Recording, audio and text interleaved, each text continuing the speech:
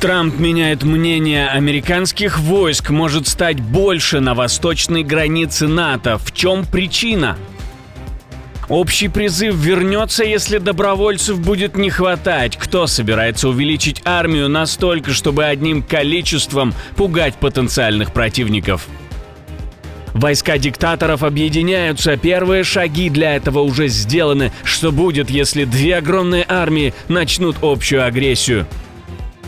Диктатура в Беларуси признана официальной и безальтернативной, что последует за изменениями и после признаний. Эти и другие самые важные новости утра пятницы 29 августа. Самые важные и срочные новости, эксклюзивные подробности. Вы смотрите информационный выпуск «Нехта». Оперативно о событиях в России, Беларуси, Украине и мире. Раньше и понятнее других. Все, что нужно знать сегодня.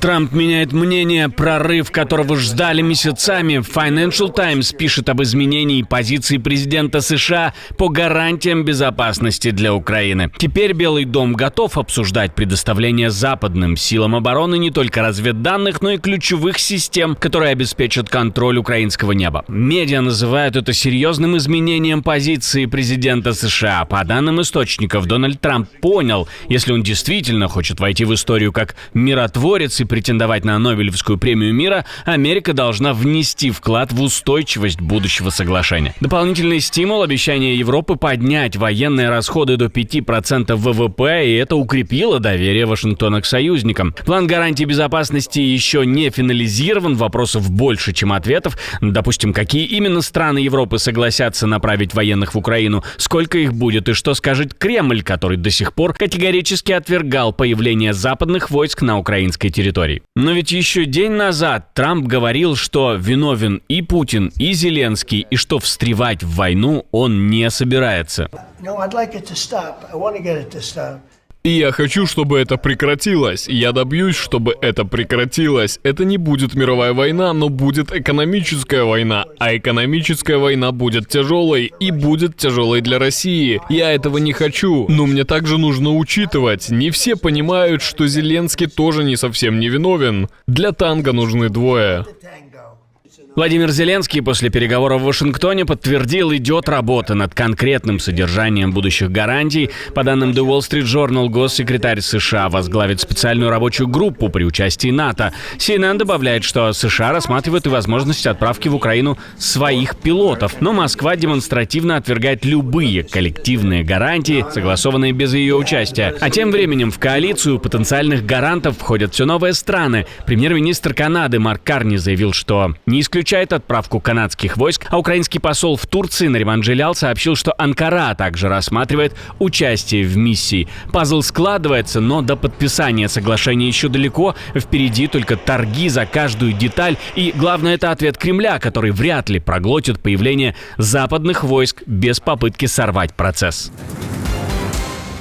В кулуарах зреет сценарий, который может кардинально изменить ход войны. Не только новые санкции против Москвы, но и разговор о том, кто именно и под каким флагом завтра будет стоять на украинской границе с оружием в руках. В Копенгагене министры обороны ЕС собрались давить на Москву санкциями и поддержкой Киева. Но главное, за закрытыми дверями планировать послевоенные гарантии безопасности. Политику, пишет, обсуждают даже ввод миротворцев нейтральной стороны для патрулирования будущей демилитаризованной зоны. В расчетах есть и позиция США, и по данным источников, Белый дом готов дать Украине разведку, системы управления и ПВО, ресурсы, без которых никакие гарантии работать просто не будут. Параллельно обсуждается формат коалиции желающих, куда уже вошла Британия вместе с Украиной. Италия, в свою очередь, готова направить саперов для разминирования освобожденных территорий и акватории Черного моря. После встречи Трампа, Зеленского и европейских лидеров в Белом доме вопрос больше не «если». Вопрос, кто именно возьмет на себя роль щита для Украины. А тем временем министр обороны Польши говорит, что США могут не просто не уводить войска с континента, а увеличить свой контингент, к примеру, в Польше. Я jestem przekonany, że mogą nawet zwiększyć obecność. Я уверен, что они могут даже увеличить свое присутствие. Есть такая возможность, потому что Польша по-другому подходит к присутствию американских войск, не так, как наши соседи. Дания взорвалась дипломатическим скандалом. Копенгаген вызвал посла США после сенсационных сообщений.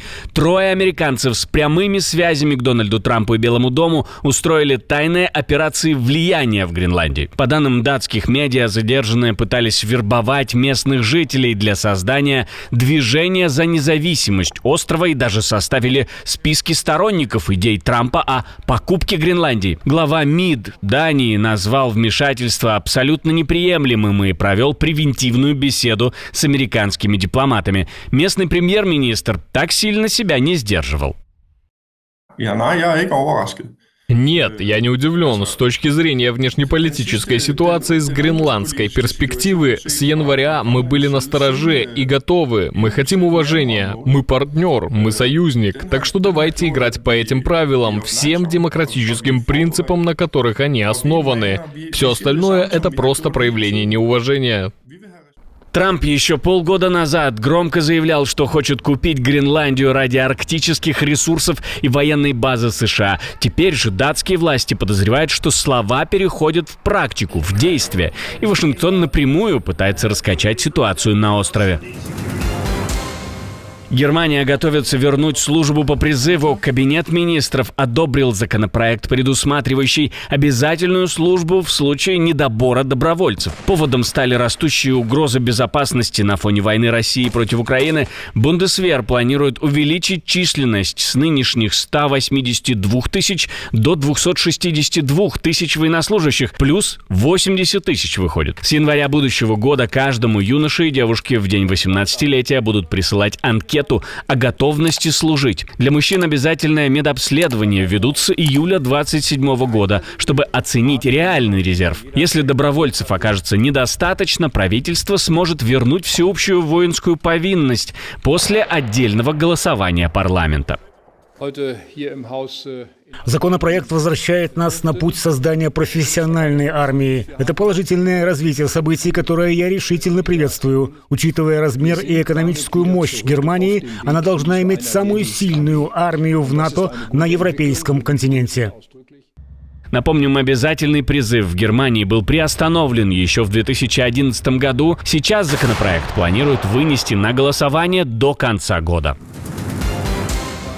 Политический кризис во Франции обрекает Европу на финансовый кризис. Такое утверждение активно пытаются опровергнуть во французском правительстве, которое балансирует на грани выживания. Рынки нервничают, инвесторы ждут, но министр финансов Эрик Ломбард утверждает, финансового кризиса не будет. Говорит он после того, как премьер-министр страны Франсуа Байру неожиданно вынес на голосование свой план жесткой экономии. Рынки отреагировали мгновенно, акции и ценные бумаги во Франции пошли вниз, а оппозиция уже грозит уволить правительство меньшинства во время голосования о вотуме доверия 8 сентября. Ломбард уверяет, что ситуация под контролем, экономика финансируется без проблем, дефицит будет сокращен до 5,4% ВВП к концу года, а в 2026 до 4,6%. Страна богата, страна растет, управляется, говорит министр, и он уверен, что к 2026 году точно в срок будет бюджет, который позволит достичь дефицита в 4,6%, а значит, мы останемся на траектории, которую сами же себе и наметили, говорит главный финансист Франции. Могу вам сказать, что к 2025 году мы на правильном пути. У нас будет дефицит 5,4% по сравнению с почти 6% в прошлом году. Доходы поступают, расходы под контролем. Мы провели 3 плана по сдерживанию расходов, потому что ими необходимо обязательно управлять. И, возможно, я вас удивлю, но я уверен, что к 2026 году точно в срок у нас будет бюджет, который позволит достичь дефицита в 4,6%, а значит, мы останемся на траектории, которую сами же и наметили. Но за кулисами совсем иная картина. Французский бизнес открыто предупреждает о рисках затяжного кризиса, а свежие опросы показывают, большинство граждан хотят перевыборов парламента. Политическая турбулентность растет, и главный вопрос теперь – выдержит ли экономика Франции этот шторм?